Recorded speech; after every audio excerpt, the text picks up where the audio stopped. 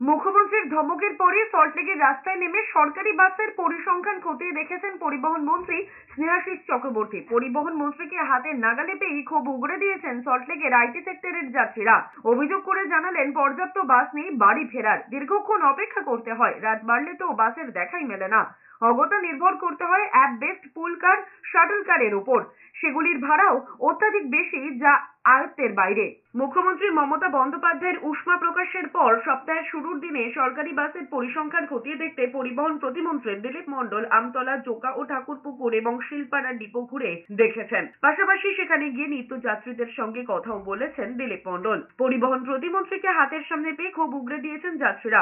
যাত্রীদের অভিযোগ, একাধিক বাস খারাপ হয়ে থাকার ফলে অফিস টাইমে বাসই পাওয়া যায় না। সবশেষে দিলীপ মণ্ডল জানিয়েছেন, সমস্ত এই রিপোর্ট পরিবহন দপ্তরে জানানো হবে এবং চেষ্টা করা হচ্ছে মেইনটেনেন্স বাড়িয়ে বাসের সংখ্যা যাতে বাড়ানো হয়, এবং বেশ কিছু নতুন বাসের আসার কথাও রয়েছে। পরিবহন দপ্তর চেষ্টা চালাচ্ছে যাতে মানুষের এই অসুবিধা দূর করা যায়। বিভিন্ন ডিপোতে আমাদের কিছু খারাপ বাস রয়েছে, যেগুলো ইঞ্জিন বা অন্যান্য কিছু মেনটেন্স করার ব্যাপার আছে।